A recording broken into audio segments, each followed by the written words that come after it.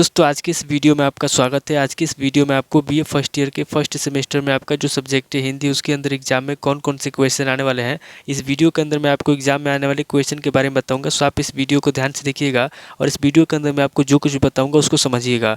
तो ये बिना किसी देरी के शुरू करते हैं और हिंदी के अंदर एग्जाम में जो भी क्वेश्चन आने वाले हैं उन आने वाले क्वेश्चन के बारे में जानते हैं।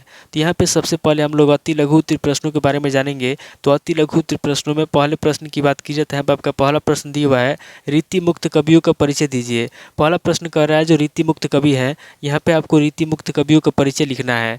अब अगले क्वेश्चन की बात की जाए तो यहाँ पे आपका दूसरा क्वेश्चन दिया हुआ है जनवादी कविता की प्रवृत्तियाँ बताइए। दूसरे क्वेश्चन कर रहा है जो जनवादी कविता है, यहाँ पे आपको जनवादी कविता की प्रवृत्तियाँ बताना है। अब अगले क्वेश्चन की बात की जाए तो यहाँ पे आपका तीसरा क्वेश्चन दिया हुआ है प्रगतिवादी काव्य की भावगत विशेषताओं का उल्लेख कीजिए। तीसरा क्वेश्चन कर रहा है जो प्रगतिवादी काव्य है, यहाँ पे आपको प्रगतिवादी काव्य की भावगत विशेषताओं का उल्लेख करना है।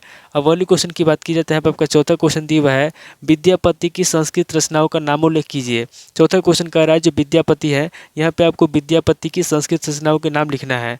अब अगले क्वेश्चन की बात की जाए तो यहाँ पे आपका पांचवा क्वेश्चन दिया हुआ है अमीर खुसरो का जन्म कब हुआ था। पांचवा क्वेश्चन कह रहा है जो अमीर खुसरो है, यहाँ पे आपको बताना है कि अमीर खुसरो का जन्म कब हुआ था। अब अगले क्वेश्चन की बात की जाए तो यहाँ पे आपका छठा क्वेश्चन दिया हुआ है सूरदास किस भक्ति शाखा के कवि थे। छठा क्वेश्चन कह रहा है जो सूरदास है, यहाँ पे आपको बताना है कि सूरदास किस भक्ति शाखा के कवि थे।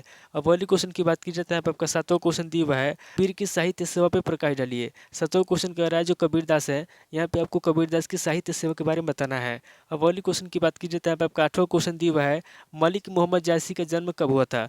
आठवां क्वेश्चन कह रहा है जो मलिक मोहम्मद जायसी है, यहाँ पे आपको बताना है कि मलिक मोहम्मद जायसी का जन्म कब हुआ था। अब अगले क्वेश्चन की बात की जाए तो यहाँ पे आपका नौ क्वेश्चन दिया हुआ है केशव दास की मृत्यु कब हुई थी। नौ क्वेश्चन कह रहा है जो केशव दास से उसकी मृत्यु कब हुई थी, यहाँ पे आपको बताना है कि केशव दास की मृत्यु कब हुई थी। अब अगले क्वेश्चन की बात की जाए तो यहाँ पे आपका 10वां क्वेश्चन दिया हुआ है घानानंद का जन्म कब हुआ था। 10वां क्वेश्चन कह रहा है जो घानानंद है, यहाँ पे आपको बताना है कि घानानंद का जन्म कब हुआ था। अब अगले क्वेश्चन की बात की जाए तो यहाँ पे आपका 11वां क्वेश्चन दिया हुआ है जयशंकर प्रसाद की कौन सी रचना तुकांत है। 11वां क्वेश्चन कह रहा है जो जयशंकर प्रसाद है, यहाँ पे आपको बताना है कि जयशंकर प्रसाद की कौन सी रचना तुकांत है। अब अगले क्वेश्चन की बात की जाए तो यहाँ पे आपका 12वां क्वेश्चन दिया हुआ है पंत प्रकृति के चितेरे हैं क्यों स्पष्ट कीजिए। 12वां क्वेश्चन कह रहा है जो सुमित्रानंदन पंत है, कह रहा है कि सुमित्रानंदन पंत प्रकृति के चितेरे हैं, इसको स्पष्ट करना है। अब अगले क्वेश्चन की बात की जाए तो यहाँ पे आपका 13वां क्वेश्चन दिया हुआ है आधुनिक युग की मीरा किसे कहा जाता है। 13वां क्वेश्चन कह रहा है जो आधुनिक युग है, यहाँ पे आपको बताना है कि आधुनिक युग की मीरा किसे कहा जाता है। अब अगले क्वेश्चन की बात की जाए तो यहाँ पे आपका 14वां क्वेश्चन दिया हुआ है अज्ञेय को किसका जनक माना जाता है। 14वां क्वेश्चन कह रहा है जो अज्ञेय है, यहाँ पे आपको बताना है कि अज्ञेय किसका जनक माना जाता है। अब अगले क्वेश्चन की बात की जाए तो यहाँ पे आपको 15वां क्वेश्चन दिया हुआ है नागार्जुन का जन्म कब और कहाँ हुआ था। 15वां क्वेश्चन कह रहा है जो नागार्जुन है, यहाँ पे आपको बताना है कि नागार्जुन का जन्म कब हुआ था और कहाँ हुआ था। टोटल आपके 15 क्वेश्चन हो गए जो आपसे अति लघु उत्तरीय प्रश्न पूछे जाएंगे। आप इन प्रश्नों को नोट कर लीजिए। अब आगे बढ़ते हैं लघु उत्तरीय प्रश्नों की तरफ। यहाँ पे हम लोग लघु उत्तरीय प्रश्नों के बारे में जानेंगे। तो लघु उत्तरीय प्रश्नों में पहले प्रश्न की बात की जाए तो यहाँ पे आपका पहला प्रश्न दिया हुआ है मोचीराम कविता का सारांश लिखिए। पहला क्वेश्चन कह रहा है जो मोचीराम कविता है, यहाँ पे आपको मोचीराम कविता का सारांश लिखना है। अब अगले क्वेश्चन की बात की जाए तो यहाँ पे आपका दूसरा क्वेश्चन दिया हुआ है मुक्ति बोध के काव्य की भाषा पर प्रकाश डालिए। दूसरा क्वेश्चन कह रहा है जो मुक्ति बोध है, यहाँ पे आपको मुक्ति बोध के काव्य की भाषा पर प्रकाश डालना है। अब अगले क्वेश्चन की बात की जाए तो यहाँ पे आपका तीसरा क्वेश्चन दिया हुआ है महादेवी के काव्य में बीरा शीर्षक पर निबंध लिखिए। तीसरा क्वेश्चन कह रहा है जो महादेवी वर्मा है, यहाँ पे आपको महादेवी वर्मा के काव्य में बीरा शीर्षक पर निबंध लिखना है। अब अगले क्वेश्चन की बात की जाए तो यहाँ पे आपका चौथा क्वेश्चन दिया हुआ है प्रसिद्ध छायावादी कवि सुमित्रानंद पंत का जीवन परिचय प्रस्तुत कीजिए। चौथा क्वेश्चन कह रहा है जो प्रसिद्ध छायावादी कवि सुमित्रानंदन पंत है, यहाँ पे आपको सुमित्रानंद पंत के जीवन परिचय देना है। अब अगले क्वेश्चन की बात की जाए तो यहाँ पे आपका पांचवा क्वेश्चन दिया हुआ है हिंदी साहित्य में जयशंकर प्रसाद का स्थान निर्धारित कीजिए। पांचवा क्वेश्चन कह रहा है जो जयशंकर प्रसाद है, यहाँ पे आपको हिंदी साहित्य में जयशंकर प्रसाद का स्थान बताना है।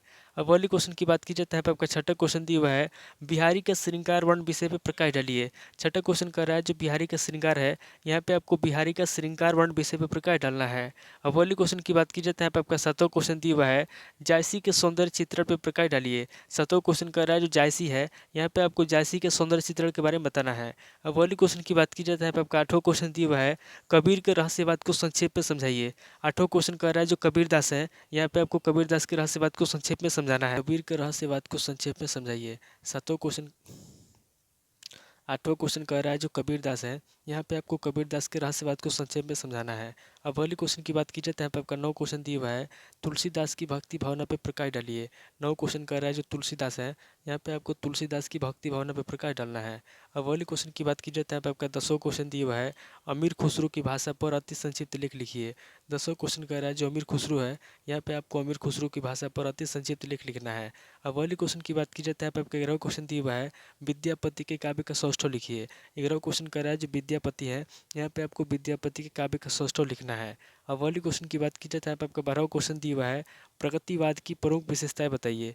12वां क्वेश्चन कह रहा है जो प्रगतिवाद है, यहाँ पे आपको प्रगतिवाद की प्रमुख विशेषता बताना है।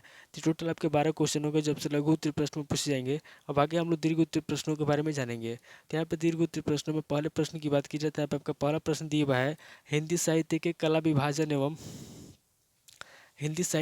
विभाजन एवं उसके नामकरण के औचित्य पर प्रकाश डालिए। पहला क्वेश्चन कह रहा है जो हिंदी साहित्य है, यहाँ पे आपको हिंदी साहित्य के काल विभाजन एवं उसके नामकरण के बारे में बताना है कि किस तरीके से काल विभाजन हुआ था और कब उसका नाम हुआ था। अब अगले क्वेश्चन की बात की जाए तो यहाँ पे आपका दूसरे क्वेश्चन दिया हुआ है, प्रगतिवाद की विशेषताओं पर प्रकाश डालिए। दूसरे क्वेश्चन कह रहा है जो प्रगतिवाद है, यहाँ पे आपको प्रगतिवाद की विशेषता पर प्रकाश डालना है। अब अगले क्वेश्चन की बात की जाए तो यहाँ पे आपका तीसरा क्वेश्चन दिया हुआ है,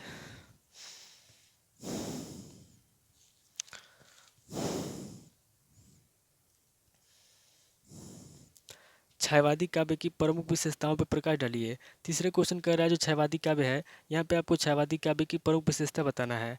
अब अगले क्वेश्चन की बात की जाए तो यहाँ पे आपका चौथा क्वेश्चन दिया हुआ है, सूरदास की भक्ति पद्धति की साधारण विवेचना कीजिए। चौथा क्वेश्चन कह रहा है जो सूरदास है, यहाँ पे आपको सूरदास की भक्ति पद्धति के बारे में बताना है और उदाहरण से उसकी विवेचना करना है।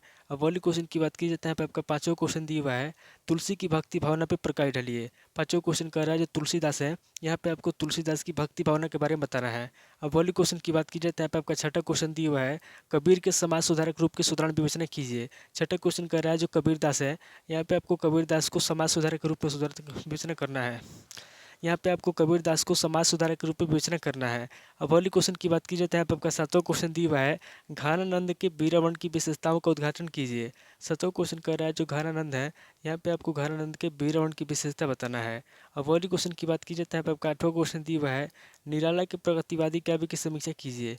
8वां क्वेश्चन कह रहा है जो निराला है, यहाँ पे आपको निराला के प्रगतिवादी काव्य की समीक्षा करना है। अब अगले क्वेश्चन की बात की जाए तो यहाँ पे आपका 9वां क्वेश्चन दिया हुआ है, सुमित्रा नंदन पंत के प्रकृति चित्रण पर साधारण प्रकाश डालिए। 9वां क्वेश्चन कह रहा है जो सुमित्रा नंदन पंत है, यहाँ पे आपको सुमित्रा नंदन पंत के प्रकृति चित्रण पर साधारण प्रकाश डालना है। अब अगले क्वेश्चन की बात की जाए तो यहाँ पे आपका 10वां क्वेश्चन दिया हुआ है, अज्ञेय प्रयोगवाद के सशक्त हस्ताक्षर हैं उनकी रचनाओं के आधार पर सिद्ध कीजिए। 10वां क्वेश्चन कह रहा है जो अज्ञेय है, कह रहा है कि अज्ञेय प्रयोगवाद के सशक्त हस्ताक्षर है, इसकी विवेचना करना है रचनाओं के आधार पे। तो टोटल आपके 10 क्वेश्चन हो गए, जब से दीर्घ उत्तरीय प्रश्न में पूछे जाएंगे। तो इस वीडियो के अंदर मैंने आपको अति लघु उत्तरीय प्रश्न, लघु उत्तरीय प्रश्न, दीर्घ उत्तरीय प्रश्न, तीनों तरह के प्रश्नों के बारे में बता दिया। तो आप इन तीनों तरह के प्रश्नों को नोट कर लीजिए और किसी किताब से सीरीज से मिलाकर के याद कर लीजिए। दोस्तों आज इस वीडियो को मैं ही पे स्किप करता हूँ, मिलता है आपसे नेक्स्ट वीडियो में। अगर आपको वीडियो अच्छा लगा तो वीडियो को लाइक कीजिए, शेयर कीजिए और कमेंट करके बताइए कि आपको नेक्स्ट वीडियो किस टॉपिक के ऊपर चाहिए। थैंक यू दोस्तों।